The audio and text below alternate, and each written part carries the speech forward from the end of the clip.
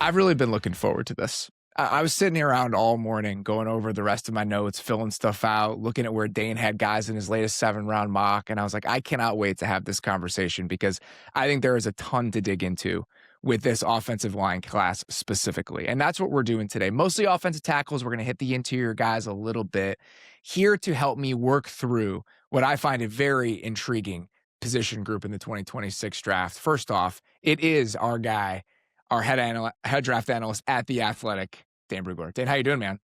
I'm good. This is going to be a fun topic because this is an interesting offensive line class, and obviously no better person to have this conversation with than our third guest here. Also joining us today from the Trench Warfare Substack and a guy who does fantastic draft work over at Bleacher Report. It's our old friend Brandon Thorn. Brandon, how you doing, man? Guys, I'm doing great. Anytime I could be here with you guys talking O-line and doing this show, it's a good day. So I'm excited to get into this. We're going to do superlatives again, a bunch of categories that we picked out, similar to what we've done for a couple other positions in the lead up to this draft cycle. But before we dug into the categories, I kind of wanted to have somewhat of a big picture discussion about the offensive line class overall, because as we are a week away from the draft now, which is kind of crazy to think about. I'm sure for Dane, it doesn't seem like it's crazy to think about. He's been doing this for like 11 months. But as we sit here a week away from the draft, Dane, you had your 7-round mock draft come out today, which is part of why I just said that. You had 8 offensive linemen in your first-round mock. And notably, that does not include Max Iheanachor from Arizona State, who I think absolutely has a chance to sneak into the first round. And so there is a real possibility that we leave the first round of the 2026 NFL draft with 9 offensive linemen drafted in the first round. That has only happened one other time since 2000.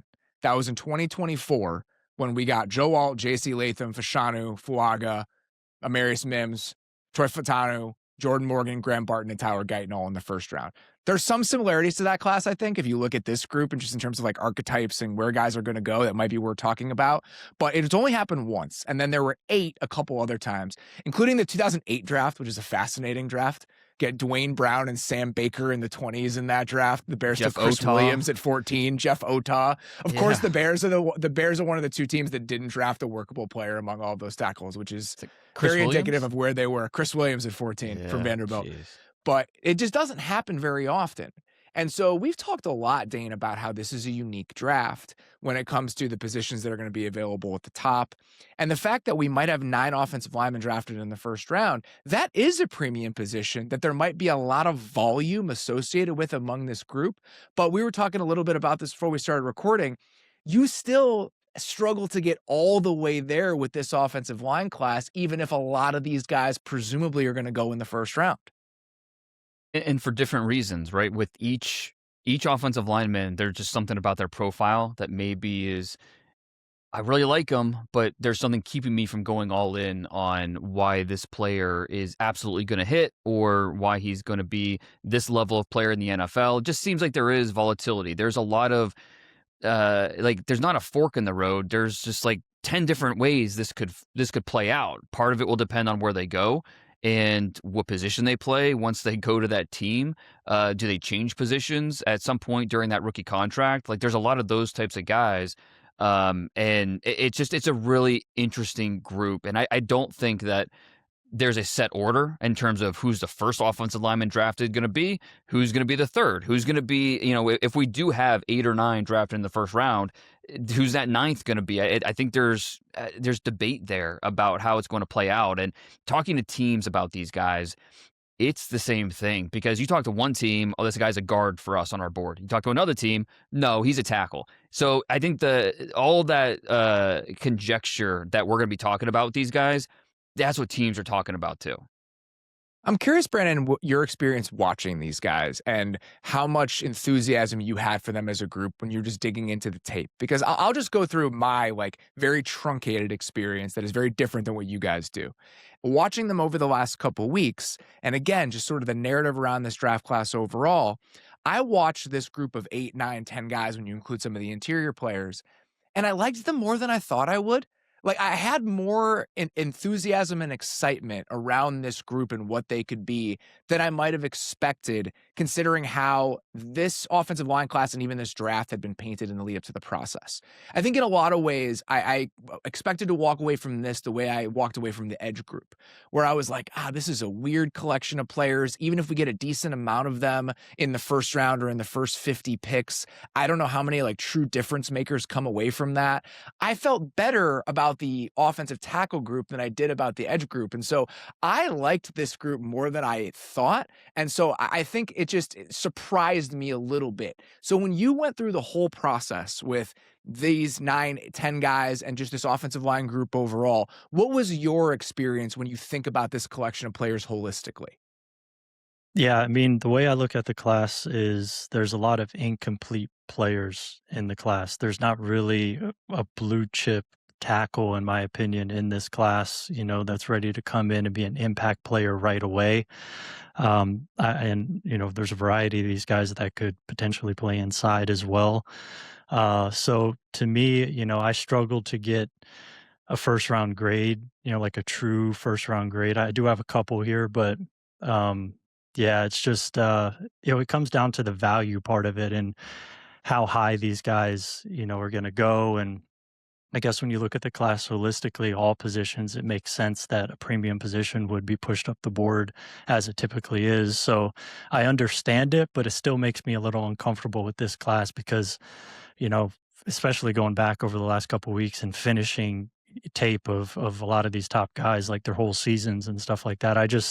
Honestly, I feel like you feel more so like with the edge class than not, in my opinion. So that's kind of how I feel about the class. I like the guard class, especially if some of these tackles kick inside. But tackle-wise, it's a little underwhelming, in my opinion. A lot of projection involved.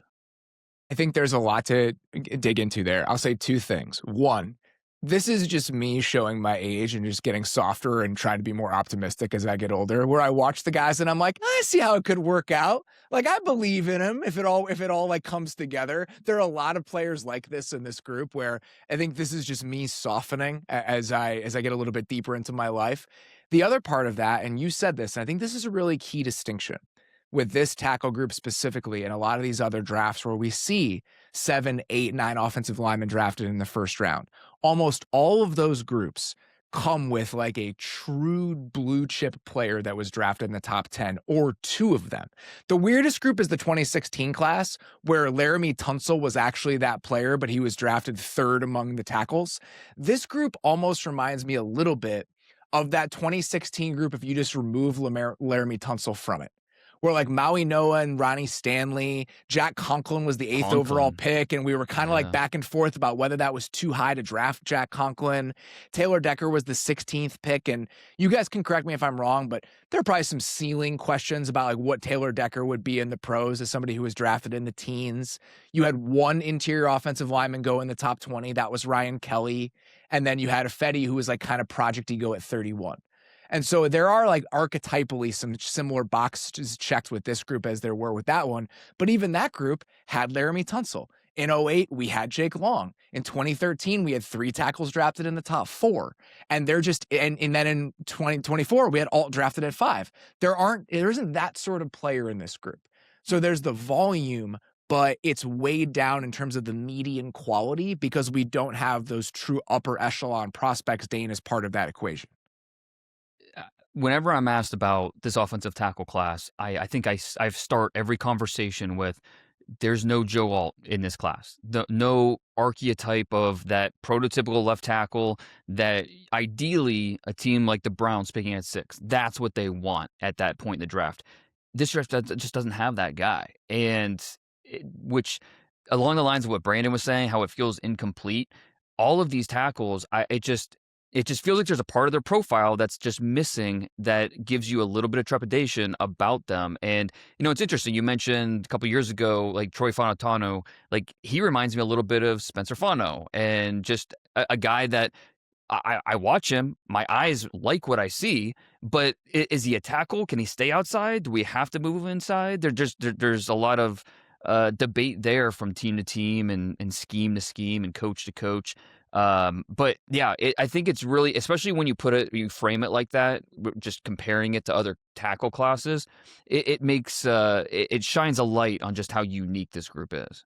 I think Fano is a good name to bring up there because it just reminds me of how shifted back all of this feels. I think a lot of people have compared Francis Mauigoa to Talise Flago in the process. Well, Talise Flago was the fourth tackle drafted in that draft, right? The third tackle drafted in that draft, and he was the 11th pick. And we're talking about Mauigoa at 3.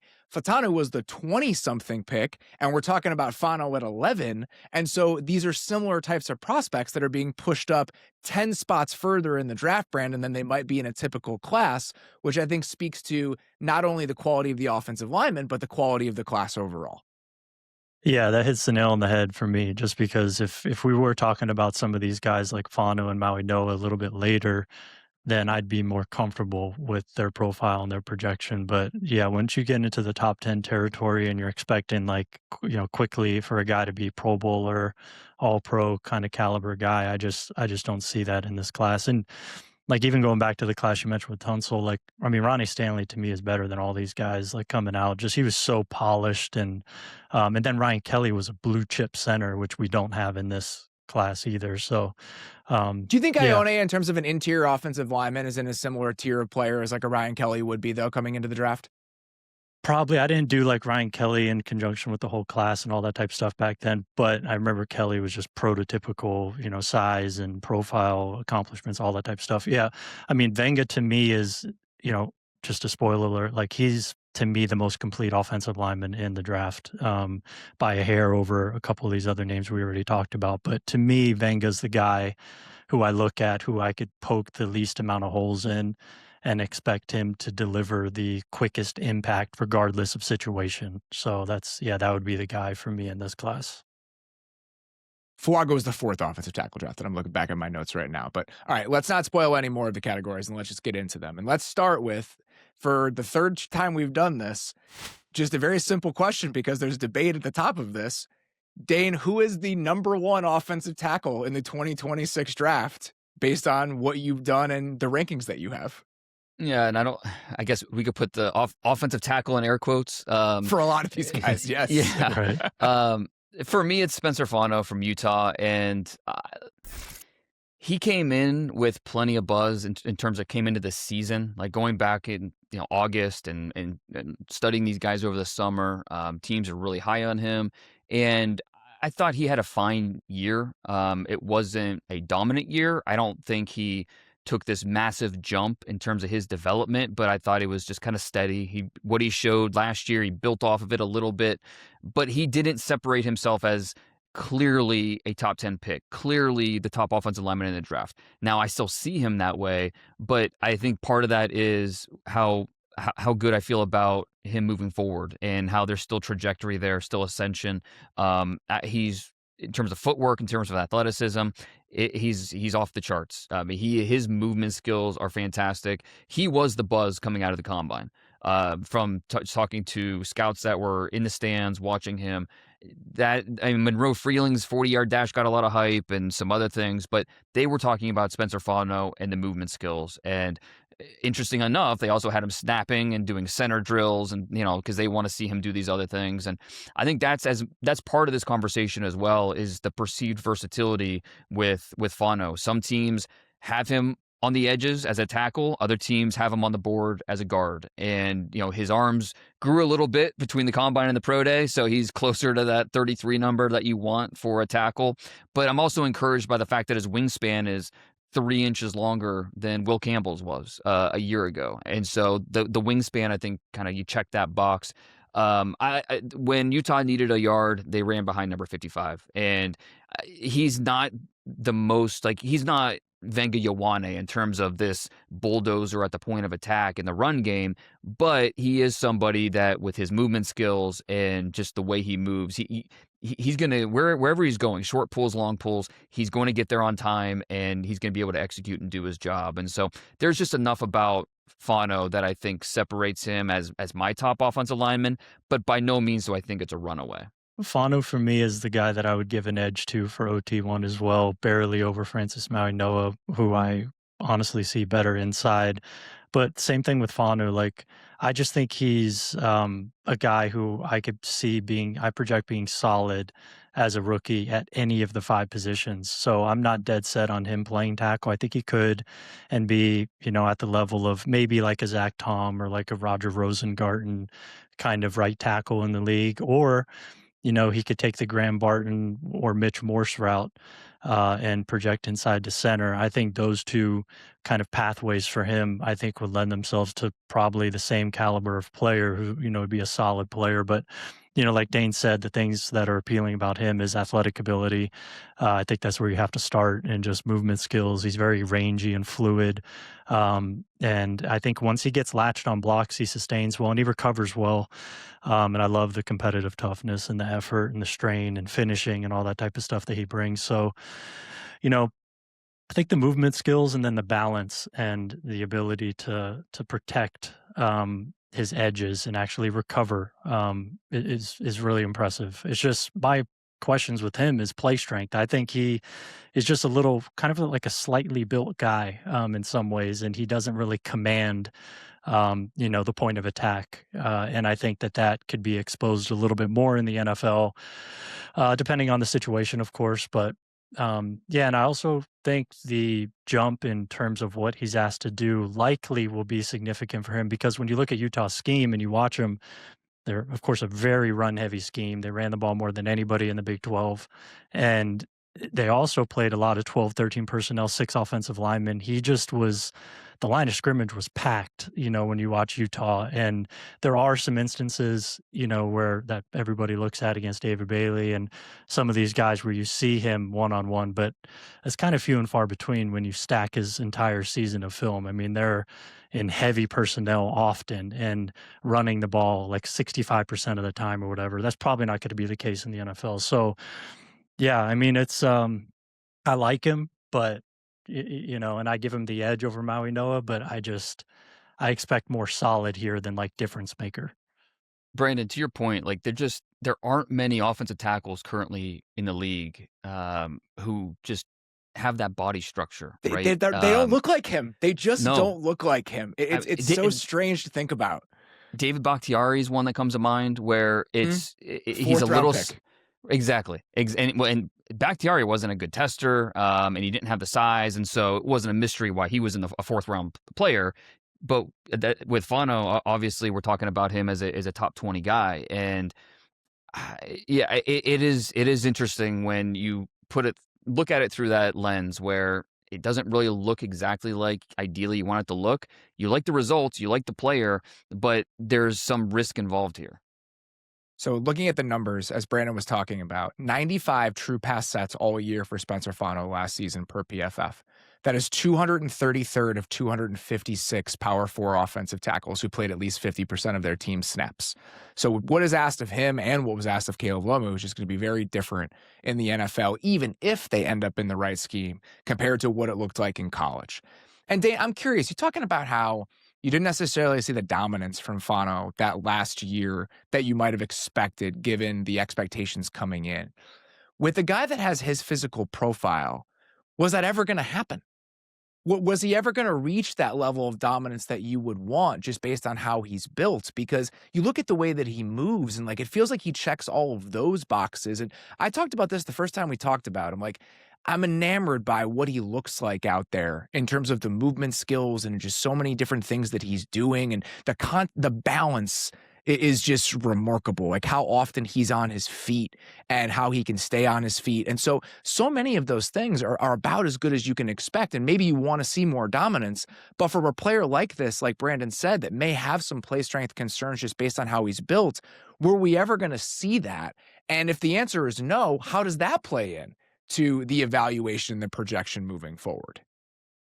Yeah, I think that's fair, because he's a narrow-shouldered, narrow-hipped type of body type, and he was never, and he's not the longest player, obviously, and so against longer defensive linemen, there's only so much you can do. I guess I expected the core, the anchor strength to be a little bit better this year as he continued just to grow. I mean, it's always tough when you watch a freshman or a sophomore and you just how much development, physical, mental, technical, how much the development to expect. And some guys kind of let you know, hey, I'm at my ceiling, or I'm kind of hitting my head on the ceiling, I'm getting close. Other guys tease that ceiling or tease the ability to get better, and hey, I've still got a ways to go. And so Fano, I think there was hope that there would be more of a ceiling to go to, and I'm still hopeful for that. It just, we didn't necessarily see it consistently on the 2025 tape. And you said that Francis Mauigoa was right there with you with Spencer Fano as your favorite offensive tackle in this class, but you see him maybe projecting a little bit better at guard. Let's just talk about Mauigoa as an idea first and kind of what he's bringing to the table. So Mauigoa is 11th on Dane's top 100. Spencer Fano was 8th. You had him, Dane, going 3, though, in your latest 7-round mock, Francis Mauigoa to the Arizona Cardinals. And that is ahead of where Spencer Fano was going. You had him at 11 to the Miami Dolphins. So let's talk about that first, Dane. Like, why Mauigoa at 3 to Arizona, even if you, in particular, you personally had Fano higher in your top 100? I just think there's mixed opinions on who the top offensive tackle is. And so just the Cardinals aren't going to tell me what they're doing, but I'm going to listen to other teams who are telling me what they think the Cardinals are going to do. And so that's just kind of a hint at how I do a mock draft, basically. And with Mauigoa, like, I'm 100% in agreement. Like, his best position is, I think there's a very good chance is going to be inside at guard. But I think there are several teams that are looking at it like, okay, we're going to let him fail outside, because you watch his tape and there's nothing about his tape that says, oh yeah, he needs to move inside. I mean, I think you can look at the range and look at how it's going to get more difficult against NFL rushers and say, yeah, this might not work. But he's a 330-pound guy. Just the way he's built, the skill set, how seamless it should be if he did move inside. But I think when you look at Arizona and if they do go right tackle, because we know that's a need, Mauigoa, I think, does make sense for, specifically what they could be looking for. You look at the way that Mauigoa is built, and he's got that wide frame to him. Almost reminds me a little bit when I watched Kelvin Banks last year, where I was like, I think he can play tackle, but like, you just look how he's built. I could see him playing guard, and watching Mauigoa from behind, and you just see how that lower half is built. I had a similar thought. And it's funny, Dane, that you think that his best position is guard, because I wanted to ask you guys, if you had to pick one of these players where I'm taking him and he has to be a tackle for me in week 1, and who would make you sleep easiest? I think among all these guys, Francis Mauigoa is probably my answer. And I think we can all acknowledge he might be a better guard. And that just speaks to me about like the quality and the group that we're talking about here a little bit, Brandon. Yeah, and I think if I was to build that case, it would start with his play strength. And this is the opposite of Spencer Fano. He can hold the point of attack and take ground when he needs to. And he, that's what you're getting with him. He's extremely densely built. I believe the play strength will translate. To me, on film, especially body type wise, he looks a lot like Jermaine Illuminor. And that to me is who he would project as a right tackle. He's just a stronger version, I think. So a little bit better. But like, that's the kind of right tackle I think you would probably get with Mauigoa. And then if you're projecting him inside, I just think the ceiling is, it goes up from there. So, but yeah, I mean, that's the thing. Yeah, it's the play strength, and that's what he brings. He's also just a really good run blocker in terms of his feel. He's polished in the run game for sure in a lot of respects. So like, the earliest I could get really excited about him would be like 13 to the Rams, because, they're running duo, they're running downhill, him next to Dotson. I mean, that'd be fun. And he'd get a lot of protection and pass pro, of course, as the Rams do. They're really good at doing that. So like, that's to me where I could start to get excited. But yeah, top 5, top 10 as a tackle. I just think the range, like Dane hinted at, the athletic ability, the ability to redirect and protect moves across his face, especially if he's playing on an island and stuff like that. I just don't see him, being very strong in that area. So yeah, it's more of, again, just like a solid, right tackle, especially in the right system. And then at guard, he could just fit in better in more schemes across the NFL, in my opinion. the grip strength when you watch him is just so apparent, and he has these massive hands. He has the 85th percentile hands, and when you watch him, like, that absolutely shows up. There were a couple double teams. I think it was in the Indiana game I was watching where you see like the hip to hip, like just double team movement with the guard, and it's like, all right, I can understand like this guy as a run blocker in that sort of scheme, what the appeal would be to a guy like Francis Mauigoa. All right, so those are the guys that I think a lot of people in Fano and Mauigoa that are likely going to go in the top half of the first round. Let's move our attention back to potentially the back half of the first round. Dane, I want your favorite swing among the back half of the first round offensive tackle prospects here. And I think this is a fair way to frame it because all of the guys that we're going to talk about are at 17 or below in your top 100. Yeah, for me, it's Monroe Freeling from Georgia. If we're talking 3 years from now and you tell me Freeling's the best tackle to come out of this draft, it's like, okay, yeah, I absolutely could see that. I think there's a very good chance if Freeling would have returned to school, we're talking about him as a top 10 pick next year. It's just, he's a guy that had under 20 starts in college.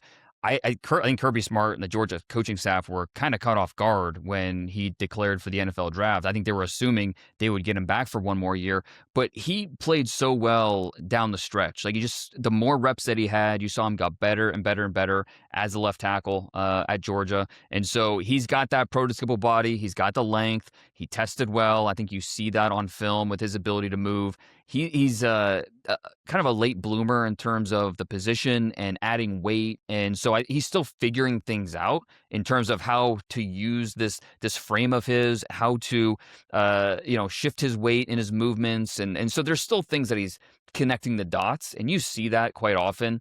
And that's why we're talking about him as my 17th overall player and not like a top 10 pick. Is there's still a disconnect about where he is now and where he could be. And absolutely, he has a good chance of getting there, but there's still a projection involved. But I think he is in terms of the true left tackles in this draft, I think he's the best one. Where are you at on Freeling, Brandon? Because I know you have a different answer to this question.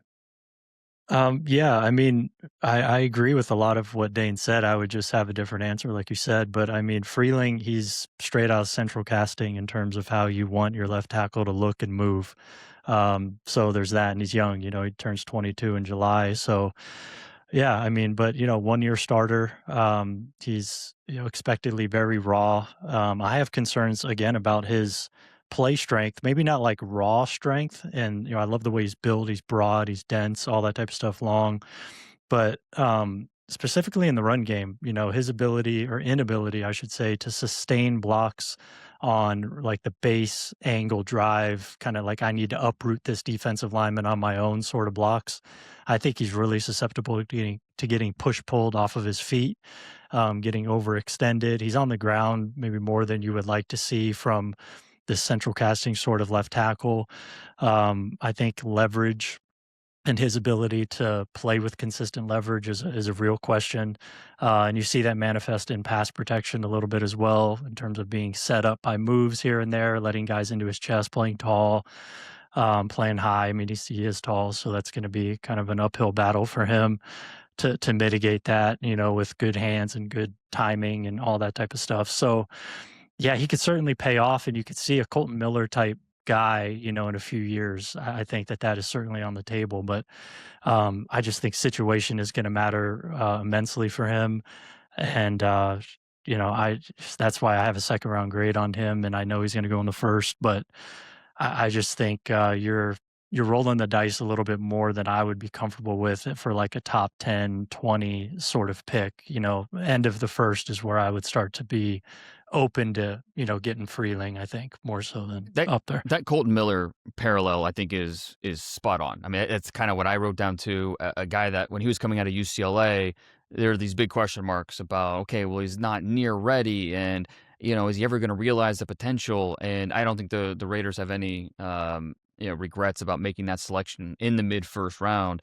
And so, like we said, there's obviously some risk involved with a player like this, but in the mid-first round, I definitely think it's worth it at that point.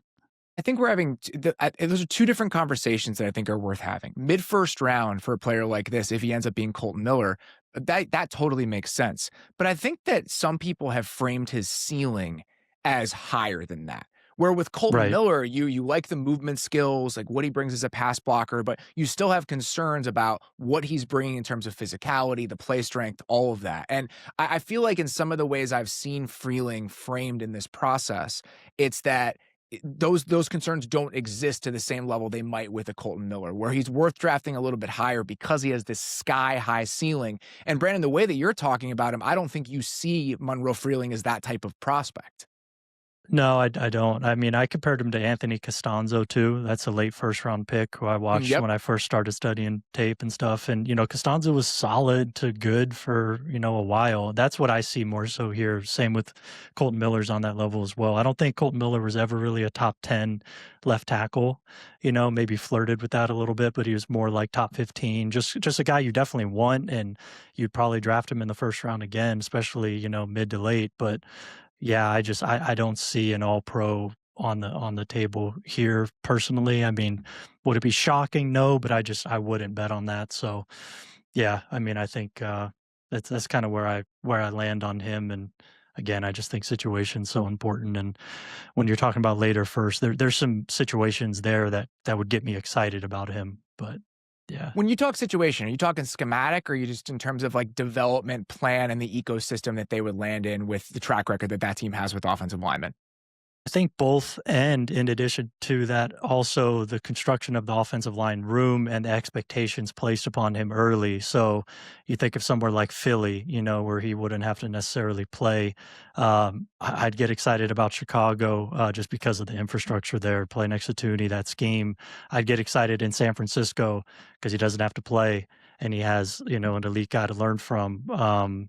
New England even, where he wouldn't have to play necessarily right away and he could kind of, get eased into things. So yeah, there's a bunch of teams, outside the top 20 that would get me excited. But yeah, I think the construction of the room and just where he has a little bit of runway to kind of ease into things and he's not the guy, like in Cleveland, that one worries me because the new scheme, the quarterback's not necessarily going to help you, I don't think, and then is Zion Johnson going to be kind of a stabilizing force for you? I have my doubts. So it's just that one is like there's more burden on him early. And I think that kind of worries me a little bit with a player like this. You guys know a hell of a lot more than me. I watch him, and he's one of those guys where I choose to see it with a little bit of rose-colored glasses. Where like I watch the way he moves, and you just think about how young he is, and it's just easy to talk myself into the runway. And I'll say this in terms of how he's been framed, the Colton Miller comparisons, the idea that he's this easy mover with some play strength concerns. His mentality was different than I expected it to be. Like he does bring a little bit of grit to like when he needs to uproot people. He had a rep against Keldrick Falk as like a head up defensive end out of the shadow of his own goalpost against Auburn, where I was like, all right, I can with that. Like I like There's that. flashes. And so there was more of that than I expected there to be with a guy that kind of had been painted the way that he had, Monroe Freeling. And so I think I like the upside case a little bit more than you guys do. But again, you guys have watched much more of him than I have. And one thing I'll just interject here, like for me, this really resonated with me when Daniel Jeremiah said this on a podcast recently. He was talking about how he views first round picks, and he tends to gravitate towards the idea of hitting it down the fairway and hitting doubles with his firsts.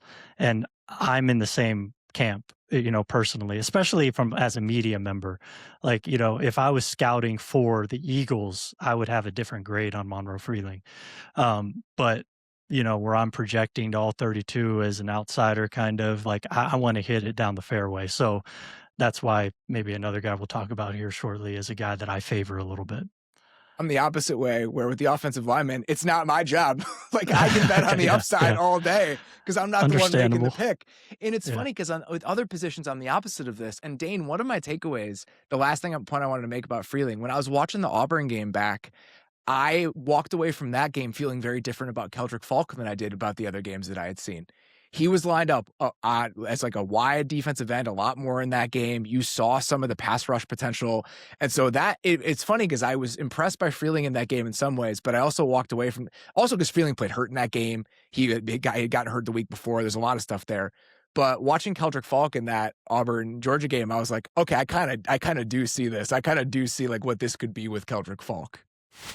Georgia was probably Falk's most promising game, most promising tape. I think that is absolutely fair. And part of it is, a lot of those times he was going up against Freeling, who they went back and forth. And with Freeling, I think that was part of the why it was easy to kind of catch on with him is because you watch him in September, you have one thought. You watch him in October, you have another. Then you watch him in November. It's like, okay, this is getting better and better in terms of mixing up his pass sets. And, he's still, no, that's a negative rep, but he came back and, it felt like he was learning. It felt like he was progressing. And I think that gives you optimism. But it's interesting that, those two players in particular going up against each other, two guys that are, toolsy guys that you expect to be better pros than what they showed in college. It's a fascinating case study when it comes to like how you think about and talk about and watch prospects. So Dane, your answer for your favorite back end of the round one swing was Monroe Freeling, who you had going at 17 to the Lions. Brandon, you had a different answer for who your favorite back end of round one swing was at offensive tackle. Who was that for you? Yeah, I mean, for me, this is the Blake Miller, at Clemson. And I just this right is down the fairway, baby. Exactly. Precisely. That's exactly what it is, man. I mean, you just look at his profile and it just screams, instant, long time, solid starter. And yeah, I mean, it's really like that cut and dry. I mean, we could dig into it a little bit, like, extremely durable, extremely accountable and tough. And like Dane said in The Beast, I think he missed 1 or 2 practices, whatever it was, over the course of 4 years. And I think it's really cool that he's a 4-year starter and he's still young.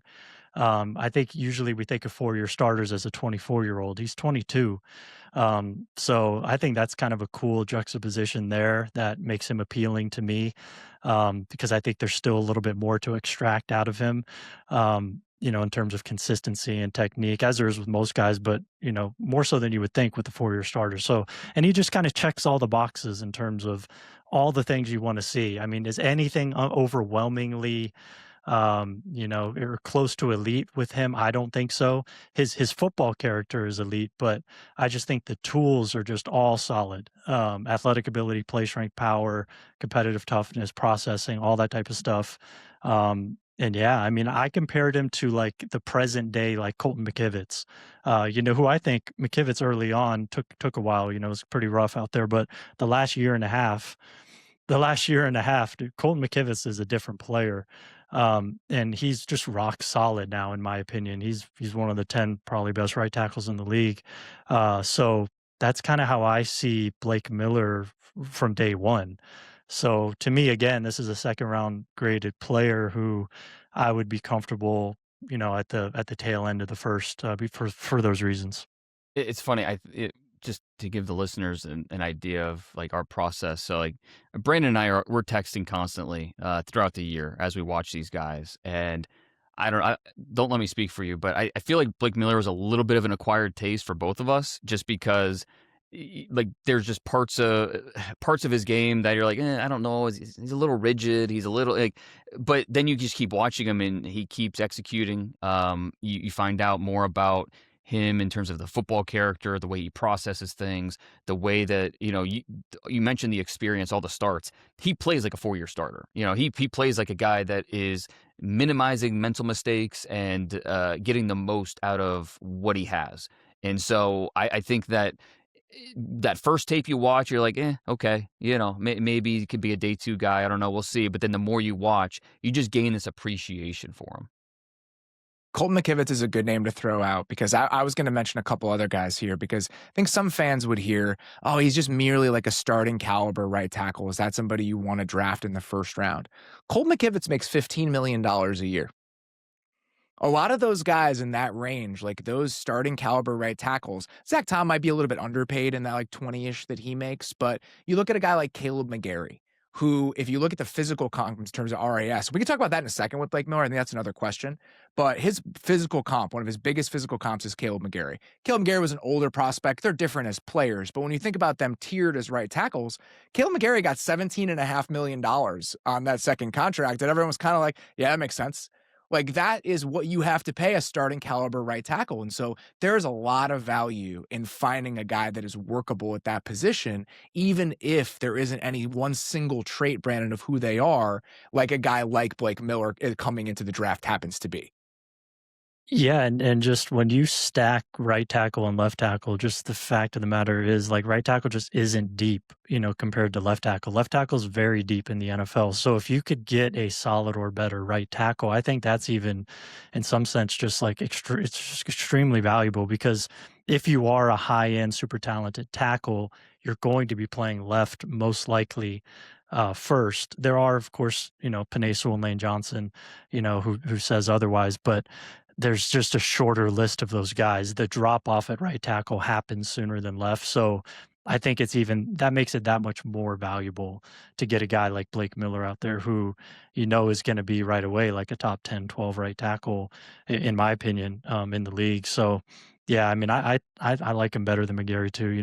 I just think McGarry was such a, just a run dominant sort of player. Very specific type of player. Yes. Yeah. Where Blake Miller's just real steady kind of across the board. So, yeah, I mean, I could see like a Taylor Moton level kind of guy eventually, that kind of caliber player. So, yeah, I like Blake Miller. And like Dane said, the more you watch him, the more you learn about him, the more he grows on you, for sure. Dane, were you surprised by how Blake Miller tested? A little. I mean, he was It's very good for context. Vert, right? 32.5 vert. He was just around 5 flat in the 40. It was good. It wasn't average. It was more good than average. And I think that because it's funny. I was just having this conversation with a scout the other day about how fans would be floored, I think, by the amount of times the word adequate is used in a scouting report. Like, it's the most used word in NFL scouting reports over any other word. And that's okay. There's nothing wrong with adequate. But I think he was a little bit better than adequate in terms of his testing, which I don't know that I necessarily expected. I didn't expect a bad athlete, but I think he was a little bit above that. And I mean, that's, good for him in terms of where he could go in this draft. What does that do for you? When you see a guy like Blake Miller, who you see as more of an adequate athlete, tests like that, does that make you think, oh, maybe there's a little bit more meat on the bone than I expected? Or does it make you think, why doesn't this show up, this level of athlete, more often when I'm watching a player like Blake Miller? I mean, this goes with every position, right? If a guy tests different than you expected based on the film, you owe it to the player and to yourself, the evaluation, to go back and kind of look and see and figure out why. And Miller was one of those guys, especially because we didn't have him. He wasn't a Senior Bowl guy. He didn't do an All-Star game, so we didn't have that data point. Clemson's season was so up and down this year. I mean, just the same conversation we're having with TJ Parker and Avian Terrell and all these Clemson guys that are going to go top 50. It was almost a disaster season for Clemson as a whole. But going back and just watching him, and I think that you have to you have to figure out where you stand in terms of, all right, he's not a big time athlete. He doesn't always play up to those testing numbers, but I think he clears the bar. And that's what it comes down to for me, is just, does he clear the bar? Even if I don't always see those testing numbers, as long as he clears the bar, I feel okay about it. All right, let's move to the inside, boys, here. Your best interior offensive lineman in this draft, Brandon, is who? Olaivavega Ioane from Penn State with the bullet. Yeah, I mean, even with Mauigoa projected inside, I still have Venga just a touch above, just because less of a projection there, just playing the position he played in college. So, yeah, I just think he is the cleanest overall prospect in the draft, especially as I finished his season out, and just the consistency that you see, all the things that you want to see from him. And another guy who largely is kind of out of central casting, except he's polished, as well, much more polished than, a guy like Monroe Freeling, who checks all the physical boxes as well. But yeah, I mean, to me, he reminds me a lot of like a Mike Upati, just a little bit smaller. Man. Yeah, very similar to Upati, dude. Except there's some differences, of course. I see that though. Yeah. Yeah, the play style is very similar. It's just he's a little smaller, but he's also more athletic. But yeah, just I think he is above average at pretty much everything or better, and I think his power and play strength is very good. I don't really see a weakness that you could poke a hole in here, aside from maybe level of competition not being great this year. But he's asked to do a little bit of everything. You see him execute every block you could want to see him execute, and I think any kind of scheme. Uh, I just think he would upgrade a lot of places at left guard and maybe even right guard. But yeah, I mean, I think about him in a place like, oh man, I don't like. Of course, Baltimore's chalk. I mean, Baltimore, of course, that would make a ton of sense. But there's Chalk just for a reason. It's just it like you could is. just see it, and like you can see it transforming what they want that offense to be, especially after last year when that line just didn't play the way that you wanted it to after 2023. And if he slips outside the top 20, I mean, Pittsburgh, that is all day, losing Siamalu and putting in Venga, or At the left guard, Chargers. heck yeah. Oh, yeah, the Chargers. They The desperately Chargers would do need. backflips. They would Oh, be doing Harbaugh. backflips if he was Those- there at 22. Those are the floors, I think, 21, 22. But yeah, I mean, like there's just a lot of situations where I could see Venga being a good player from day one with that Pro Bowl sort of potential there as well. And, for those reasons, to me, like he's my favorite guy in the draft that I would kind of stand on the table for highest in the first round. Brandon, if you're the GM of the Ravens and both Fano and Ioane are there, does the potential versatility of what Fano offers, does that give him a little bit of an edge, or are you still going with your top offensive lineman there?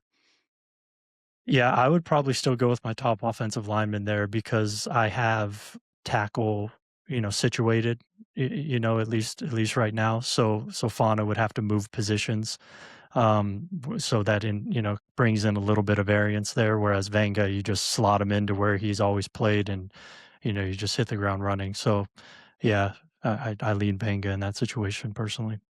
I was talking to an offensive coordinator recently about this idea of how when you draft a guard in the first round and what type of player they have to be. And anytime you're slotting a tackle inside to guard, even if you think they're better there, there's always at least a little bit of projection where you don't know how it's going to go. And so even if the theoretical upside of a Mauigoa is higher than Ioane just based on what he's bringing to the table, there's always a little bit of uncertainty. And something he said that I think you guys know this. Sometimes you hear something from a coach or an evaluator and it changes the way that you think about things forever. It's just so incisive and well stated. And he said to me, he's like, if you're going to draft a premium player in the first round, they need to change practice. Practice needs to feel different because that guy is there. And I wonder, Dane, do you think Ioane is that sort of guard prospect if you're going to draft him in the top half of the first round, where he potentially changes the way your offense feels during practice? I think he has at least that ability. Like we're not going to put the Quentin Nelson type of comp on him or anything like that. Yes, Yeah, we're not going to do that. But I do think hearing from teams after the combine, just like how his interviews went, they were all just glowing. I mean, just in terms of the way he carries himself, the way he answered questions, the physical nature that he plays with, like he doesn't come off that way off the field, but there's a switch that flips when he's on the field, whether it's practice or in games. So yeah, I don't want to. I comped him to Steve Avila, like that type of player. But I do think he has it in him to drastically stand out. Like when he's out there, I don't like when your owner comes out and we're looking at training camp, I don't think the owner is gonna have to ask, so who was our first round pick? Like I think pretty easy to spot him even if he's a guard. That's kind of what I mean. Like it's just one of those guys where when you watch practice, it's like, all right, it feels different because he's out there. He doesn't have to be Quentin Nelson in order for that to be true. And so, but I think that probably checks the box. Spoiler, your answer is also Venga Ioane for this, Dane. Yeah, there's just not a ton of guesswork here. When I do my reports in the Beast, I want at least 5 bullet points for the negatives, and it's like, all right, he missed 1 game this year, so that's a negative. He only played left guard in college, that's a negative. No proven experience or no proven versatility here, but you're reaching a little bit because this is and he's a good athlete, not an elite athlete, but certainly, again, clears the bar for what you're going to be asking him to do. The physicality, the violence that he plays with, especially in the run game. Just thinking about that Oregon tape or the Iowa tape. Yeah, this is a player I want on my team. You had him at 15 in your 7-round mock. And it's funny because when I did the On the Clock show we did with Lance a couple weeks ago, we were talking about the Bucks at 15, and I gave him Ioane as one of the options, and that's what he went with. Even if it's not like the biggest screaming need, if you look at the Bucks roster, in his mind and clearly in yours, when you were looking at the other players available at 15, you were like, this guy's too good for me not to draft him here, even with more positions of needs available. Yeah, and I think in that position, I think the Bucks are going to go best player available. And I don't know, there wasn't an edge rusher there that they, obviously edge rusher and linebacker are two positions they need very badly, but there just weren't the obvious names there. And instead of reaching for one of those positions, we're going to take the best player available. I think that's, to me, when I think about Jason Licht and how he's going to attack the draft. You could do a lot worse than a guy like Ioane, who is going to step in from day one, create competition, and he's going to get on the field. All right, so the number one interior offensive lineman, that was an easy answer for both you guys. There is a little bit of a difference of opinion here, though. Brandon, your favorite day 2 interior offensive lineman in this draft is who? This is Keylan Rutledge from Georgia Tech, who it's your guy. It is my guy. He's the first guy in the class that I kind of like dubbed my guy whenever it was October or whatever. I saw the Virginia Tech tape. You have a type, my friend. You are easy to pin down. I do, especially when you're talking day 2, like, then I'm all aboard. But the Virginia Tech game, anytime you're in like one of those Power 4 schools and you get double-digit pancakes in a game, like you're going to be probably a guy I pay close attention to. And then you watch him against Georgia and he's still, kind of manhandling guys in that game. So of course he brings that. He's, the way he's built and the amount of force that he can generate on contact on the first and second level is just, that plays in the NFL, and that's going to, allow him to kind of get on the field right away, I think. And then I think the athletic ability is really underrated. I think the testing may have opened some people's eyes a little bit to it, but it's also evident when you watch him on film when he's climbing to the second level. And his ability to line up linebackers, especially fast-flowing linebackers. I'm not talking about slow-footed linebackers who are reading and, he gets to tee off. I'm talking about guys he has to track on outside zone, lining up those sorts of guys from the back and the front side. That, to me, was where I got really excited about him. And then you learn more about him as a person, how he prepares, the stuff that he's overcame and his football character. And then I sat down with him for an hour and did the film room, and that was kind of the cherry on top because it was just like, I felt like I was talking to a pro. So it's just like, yeah, he has stuff to clean up with his technique. He has that sort of aspect to him where you got to reel him in a little bit and he can get a little sloppy with some of his technique. But if that's like my biggest ding on him, then this is a guy I would definitely get very, very excited about. I wound up comparing him to Dylan Fairchild. I think he reminds me a lot of Fairchild. So especially with how Fairchild played this year, which was a little better than I thought. So that's the kind of caliber of guard I think you would probably get with him. And then there's talk that he may play center. And then, Ryan Jensen's on the table. And then I get super excited as well. So. Yeah. He took some center snaps at the Senior Bowl, so that was good to see. And I know teams that have been bringing him in and working him out, they've been having him snap. And so just showing that you could have that versatility, because the centers in this class, it's not a bad group of centers. They're all just kind of third-round guys, fourth-round guys that could pan out and be solid starters, but maybe not. If he turns out and can have that position flex, I think that's only going to help him and maybe even get him into that first round, get him into that top 40. It's interesting when I was talking to a scout about him. The scout never called him Keylan. He never called him Rutledge. He just called him Red. Like that's just what he goes by, is just Red. And that's what he called him the entire conversation. And it was awesome. And look, when you're head coach, like Brent Key, the Georgia Tech head coach, he's a true football guy. He's an O-line guy. Yeah. He was offensive line coach at Alabama at one point. Yeah. True football guy. And he said flat out, he's the toughest guy I've ever coached. That carries weight. He coached that is saying UCF, quite a bit. So yeah, that is. his beast entry, Dane, there were so many things I wanted to ask you about. The center thing was one of them, and just, do we think he could play center? The fact that he had been doing it, and so the fact that Brandon's excited about his upside there, and that multiple teams have been putting him through that workout, I think that's notable. You mentioned that you got a quote from a scout that said, if the ACC had a Royal Rumble, I'd be betting on this guy to be the last man standing, which I absolutely love. One of the negatives, I was curious about what you meant by this. You said that there's some choppy footwork stuff, and then segmented body control is something that you meant. What do you mean when you say that a guy has segmented body control as a potential negative on a guy like Keylan Rutledge? So, and I'm thinking maybe the Clemson tape. Is that I'm kind of going through the Rolodex of all the different clips of You him don't this have year. to pin down the moment that it happened in order to. Well, I'm just it helps me explain it by figuring that out.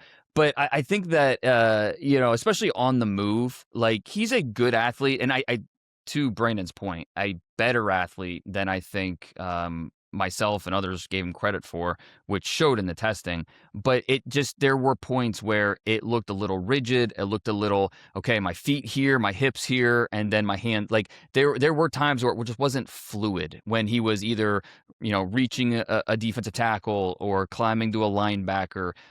There were just these segmented parts of when he was executing, and not to the point where it's something that I think is going to stop him from being a good pro or anything like that. Just one of those areas where I think he can clean up. Well, it's hard to be fluid when you're playing rabid, Dane. It's just one of those things. True. Sometimes you have to choose one or the other. So Keylan Rutledge is Brandon's favorite day 2 interior offensive line prospect. Who is your favorite day 2 interior offensive lineman in this class, Dane? So I went with Chase Bisontis, who very well might go in the first round. It's possible. But I think that just going based off of where most people expect him to go, second round, I felt comfortable going with him here. He's another one where you hear the coaches talk about what he does in the weight room and what he does outside of just what the tape says, and it helps just get you more excited about the player. Not the longest player. That worries me a little bit. You see that lack of length show up at times, but he's so physical and strong. He's a guy that grew up modeling his game after Quentin Nelson, and I think it shows a little bit with the way he wants to play. He's efficient as a mover. The way he think about that Texas A&M offense, and some of the zone runs, some of the outside pulls, the way he can get out in space. I feel very comfortable with him doing that. And so I just think that, and this is a 3-year player. He's young, he's growing, and he's still kind of, I think, on the ascension, a guy that's going to get better and better. So not a complete player yet. I have a little bit of concern about the position flex. I know he played right tackle, but he's not playing right tackle in the league. He played a little bit of right tackle as a freshman. Last 2 years, he's been a left guard. Have a little bit of questions about, okay, do I feel comfortable with him at right guard? Can he play even some center? So that's a little bit of an unproven part of his profile. But the player and where he's headed, I feel really good about those two things. You had him at 28 in your 7-round mock that came out today, and the blurb underneath it essentially was, based on how much several teams like Bisontis, good chance Ioane isn't the only guard drafted in round 1. Teams feel like there's going to be another guard drafted in round 1, and the 3 names that keep coming up are Rutledge, Bisontis, and Jennings Dunker. There's a feeling around the league that one of those guys is going to sneak into round 1, and so I wouldn't be surprised at all if it's Rutledge. I think Bisontis has a really good chance as well. I think as early as probably the Chargers or the Steelers. I think we're on, assuming that Venga goes, say, 14 to the Ravens. I think once we get into the 20s, we're on watch for where that second guard could come off the board. Let's just very quickly, I want to hear you talk about this. Let's talk about a player like Bisontis versus one of the incomplete edge prospects. You pick whatever one you want that might be available at 22, let's say if you're the Chargers and you need that third edge player. What does that conversation look like when you think about the type of prospect Bisontis is compared to the types of maybe premium positions that might be available at 22? Yeah, it's interesting when you frame it like that, because it's in terms of position value and what traditionally you're drafting in the first round. I think it's fair to say that gives the edge to edge. So I think that it's just in terms of that, looking at it through that lens, you would lean in that direction as a more premium position. But at the same time, you look at, say, a team like the Chargers, who obviously have a need at guard. And if they don't love their options based off of, and they don't have a ton of draft picks. If you don't, 5. they don't, right. And if they don't love, they have both their day 2 picks though, right? I'm pretty sure. Second and third. So, they don't have a yep. 5th or a 7th.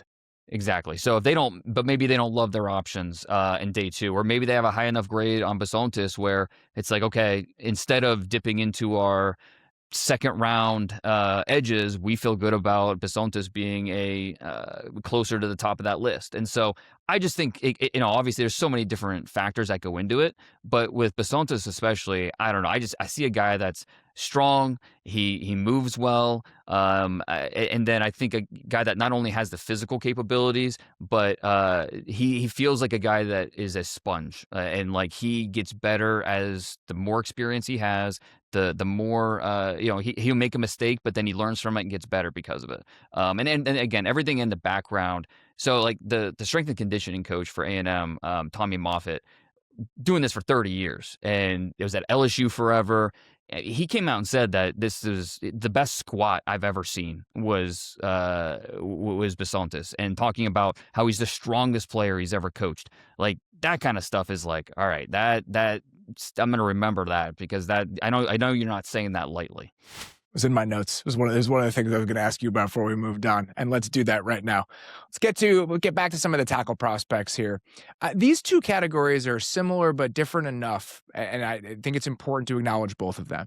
The first one, Brandon, is I wanted to ask you the highest ceiling for a player if it works out. And we're going to talk about floor ceiling, but this is different. This doesn't mean the guy has to have a low floor.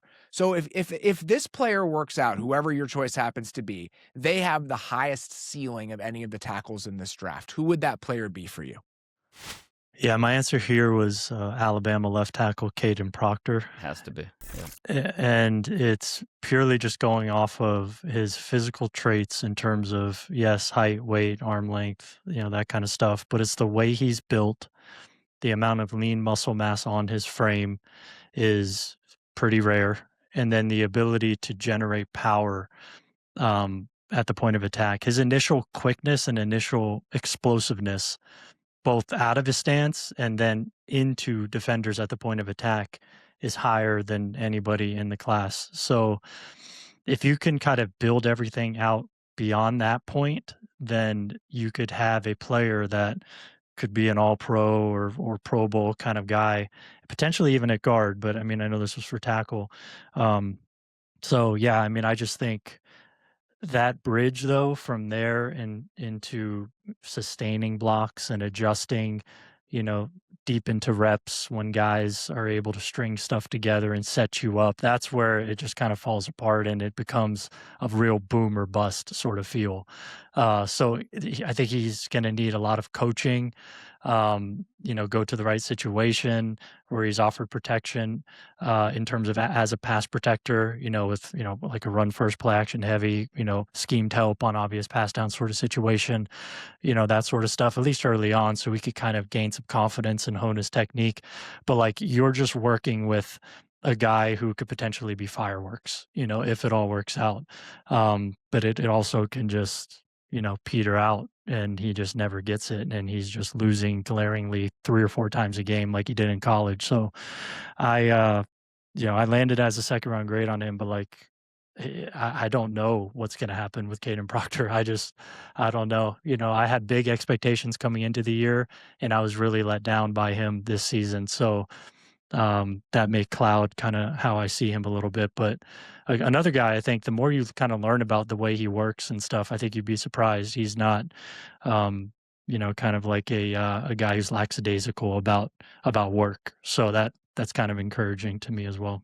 It's important because of the weight, right, Dane? I mean, the fact that he is somebody that's willing to work, and you may not have to be quite as worried about him maintaining that if it's in the right situation compared to some of these other bigger guys we've seen. It's at least part of the consideration when you're thinking about what you're willing to bet on Proctor. Right. And I mean, he was over 350 at the combine. What was he at the pro day? 358. So it's a big boy. I don't Brandon, you tell me if I'm wrong, but I've never heard of a 350 plus pounder jumping over 32 inches in the No, vert. his testing was special. Yeah. It was really special. His vertical was all-time great, I think, at 350 plus. And then even what else was it that he tested well at? I can't remember. And But one broad. yeah, if you compare him to 350 pound plus guys, like his stuff was pretty special in terms of the linear, testing. But the So vert was all time.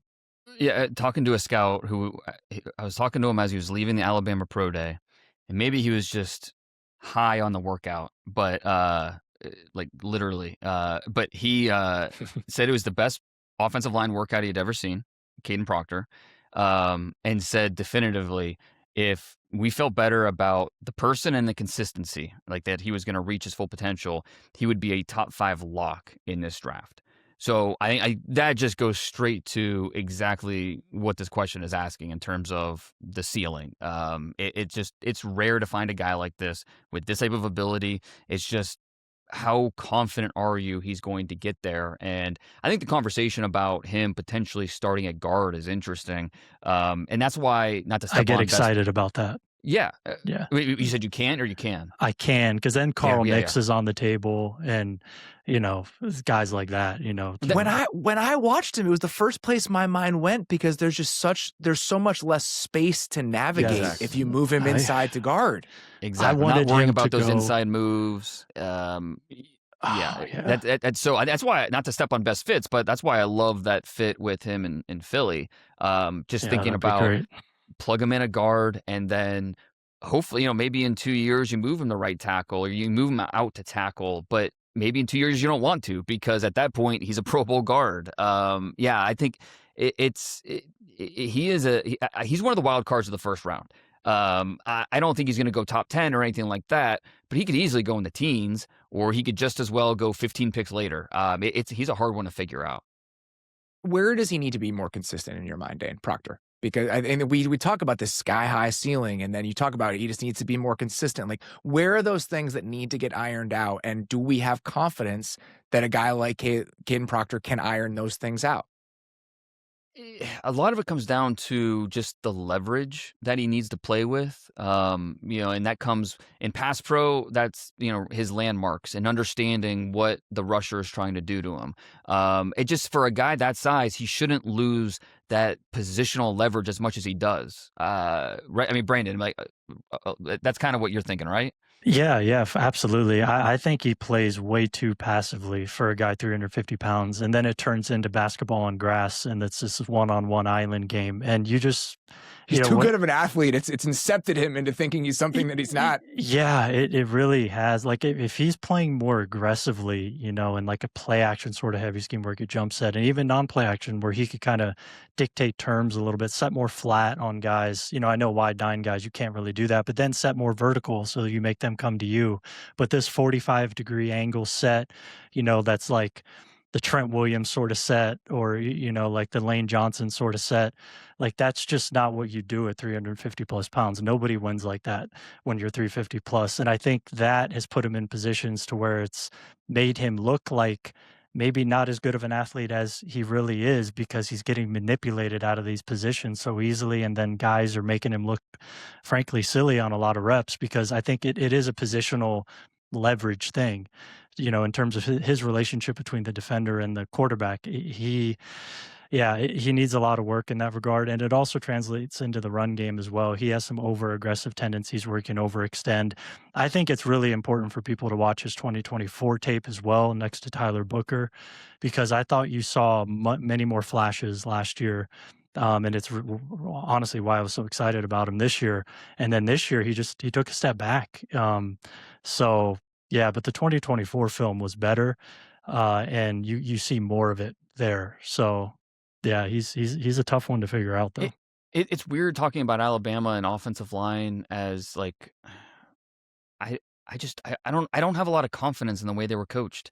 Especially as of late. Right. Well, Yeah. since Saban left, Yeah, I right. mean, it's been different, and it wasn't just a Proctor problem. All 5 of the starting offensive linemen this year for Alabama, it seemed like they took a step back, and so they made some changes this offseason, which were overdue. But it's hard to put into context how that factors into the evaluation as well. The other guy I wanted to at least bring up here was Max Iheanachor from Arizona State, because I wasn't sure if we were going to get to him otherwise. Dane, do you think he's in the conversation for a guy who might have the highest ceiling among this entire group? Yeah, I think you have to mention him. He's a guy that's been playing football for 5 years, and so there's just no substitute for experience. And for as much hype as he got at the Senior Bowl, he had plenty of negative plays in the Senior Bowl as well, where you saw that youth and that inexperience. But at the same time, we're talking about a guy that's 6'6", 320 pounds, and that dancing bear that you like so much. And look, and it's not like he came out of nowhere. In my August top 50 coming into the year, he made it. He was in there. I was excited to see what he could look like in year 2, and or as a starter at Arizona State.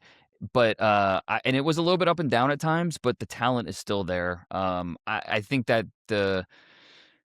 when is he going to be able to get on the field? And I think this is where maybe the biggest disconnect is between who you ask in the league, team to team, coach to coach, is can you throw him out there from day one and just let him learn on the fly? Is he going to have to miss, or is he going to have to, just wait, half a year? Does he need a redshirt year? I think that's the biggest disconnect when you talk to teams about, because that obviously affects his value in the draft, about where exactly you draft him and stack him with these other guys. But in terms of ceiling, yeah, I understand certainly why you would bring him up in this conversation. Brent, I think you're relatively a little lower on Iheanachor than a lot of people in the industry have been post Senior Bowl, and since he's kind of gained a little bit of steam. Would you say that's fair? Yeah, for sure. Yeah, and I mean, yeah, he's a guy that kind of like Freeling, where central casting, right? The way he looks, the way he just moves, some of the flashes of power. Like I get all that, elite testing, but I just think he's more raw than even Freeling is. And then part of that is due to his newness of football, like Dane mentioned. I think that's really important context. But I still see a pretty low floor with him, and I don't see as high of a ceiling personally, just because I think he has a ways to go with his understanding of footwork, hands, and pass protection, protecting himself in terms of his frame and his chest and getting manipulated. And I think the Texas Tech game was a little overrated, in my opinion. The David Bailey reps, the one-on-one ones, there's 6 or 7 of those. I think at least 4 of those, I mean, it was, catch and throw kind of, concepts where the ball's out in 2 seconds. He had a couple impressive reps there. You could see flashes of the recovery skills certainly there. But you watch a Mississippi State game, for instance, like that's a tough one to watch. It was earlier in the year, granted, but then you even watch the Arizona game. I mean, 5-10 plays in, I mean, he's on the ground, in pass protection, losing cleanly. And then I saw the same stuff at the Senior Bowl. There's flashes of really high-end stuff, but there's a lot of stuff even there where he's losing very cleanly and glaringly. I don't think he was challenged much on tape, even with the David Bailey reps, in consideration. I think when he's, if he's tasked with protecting on an island in the NFL early on, against, wide alignments where he has to deal with a lot of space and navigate that, I just think, there's going to be a wide variance there. So he's a guy, I think it's really especially important where he has that runway to be eased into things. He is more of a developmental kind of guy for me than others may think. And the variance level there to me is just wider than I guess some other people, see it in this class. Some cold water on what some of the discussion around him has looked like a little bit recently. Yeah, I like him in the right situation at the right point in the draft, but yeah, where is he overall on your guys' board at Bleacher Report? Yeah, he's low. He's pretty low, yeah.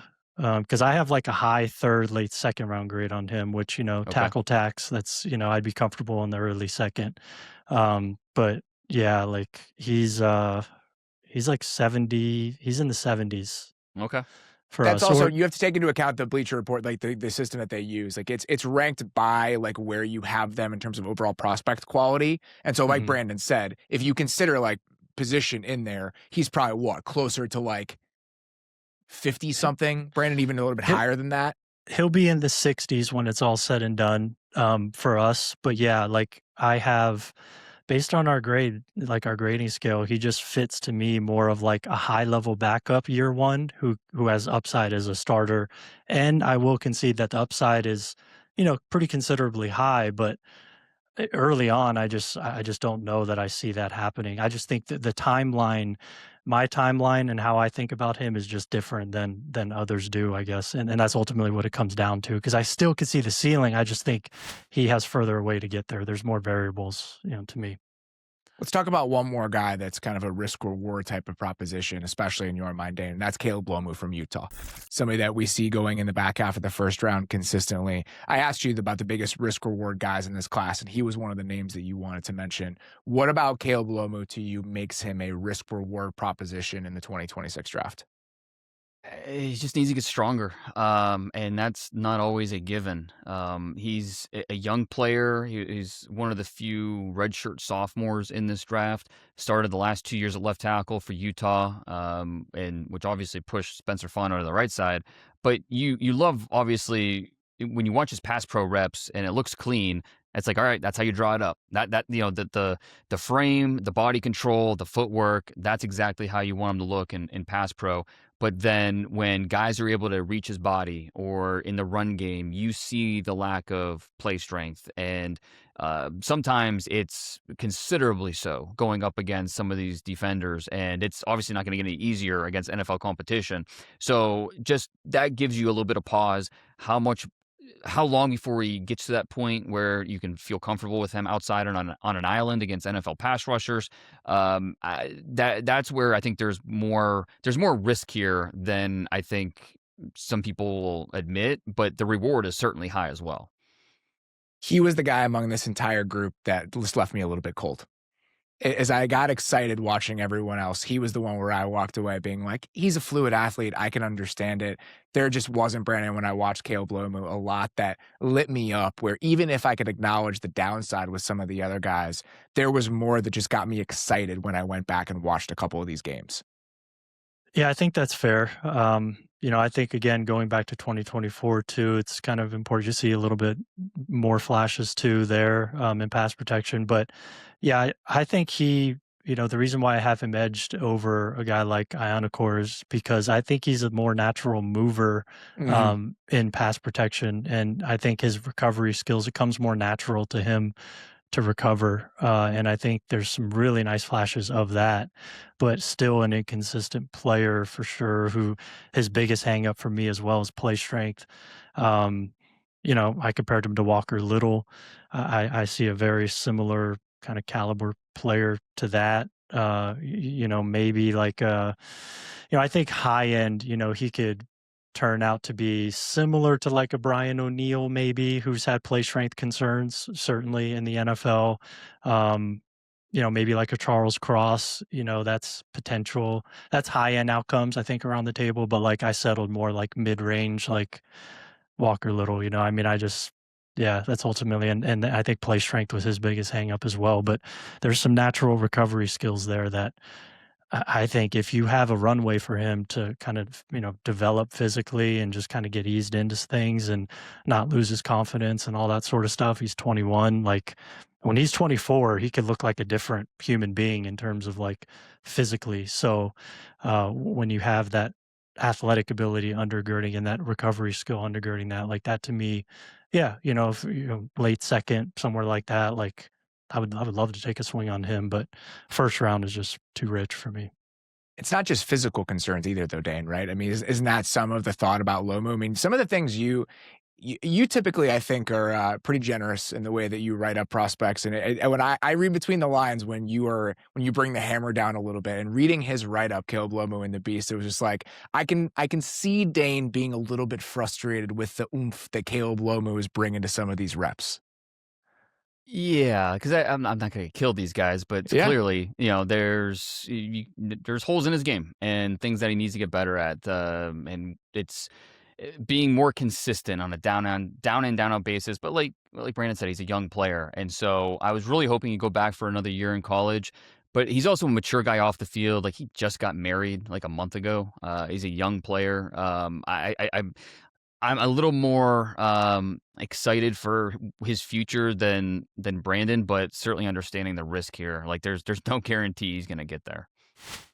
All right, very quickly, we alluded to a couple of them. Best fits for a couple of these guys before we get out of here. Dane, just rip through a couple of them for you. Proctor to Philly, I think that makes sense. Blake Miller to the Patriots, I like that one. Just protect Drake May at all costs. Do what you have to do. Add Blake Miller to that. And then here's a fun one for you. The Bears, they need to draft a center at some point, right? Yes. Connor Lew from Auburn, a guy that tore his ACL back in October, but I think you're betting on what he's going to be next year and going forward. There's a lot of upside there. I was gonna just as a personal thing ask you who the Bears should be taking in the third round, and so I'll be going back and watching some of that tape today. Brandon, who you got? Best fits in this draft? Yeah, Venga Ioane to the Ravens, I think, is an obvious one. Francis Mauigoa to the Rams, as we touched on. I think if Spencer Fano were to drop, then there's several areas where, especially if you want to move in positions, somewhere like Chicago, somewhere like the 49ers. I believe Brendel's a free agent after this year. Like, that would be incredible to see him, kind of make that transition into that scheme. Those stand out. Proctor to Philly, I agree. That's the ideal landing spot for him. And yeah, I'll throw Monroe Freeling out there to somewhere like New England would be great. Where he doesn't have to necessarily play right away and can learn. Those to me are all ones that stand out for sure. All right, we could go 3 hours on this thing, but I've taken up enough of both of your time. Thoroughly enjoyed that conversation. Appreciate the time, Brandon. Always great to chat with you. Please tell the people where they can check out all the work that you were doing about both this offensive line class and the position in general. Yeah, so people can go to trenchwarfare.substack.com and subscribe to my newsletter there, and then bleacherreport.com, and you can find all my scouting reports on this entire offensive line class. That is, I believe, the last position-specific breakdown we have for this class. You can go check out all of them on the Athletic Football Show feed. On Building the Beast, we got DBs, linebackers. Anything else? Tight ends. Yeah. Yep. DBs, linebackers, and tight ends. And then we got defensive linemen, offensive linemen, wide receivers on the Athletic Football Show feed. And so you got 6 deep dive position breakdowns available for you currently in your podcast feed or on YouTube. So go check those out when you get a chance. Like we said earlier in the show, draft's a week away. Very excited about that. Very excited about everything we've got coming your way. For now, that's all we got. Appreciate you guys listening. We'll talk to you very soon. Thanks for watching. Follow the Athletic Football Show wherever you get your podcasts. And don't forget to subscribe on YouTube.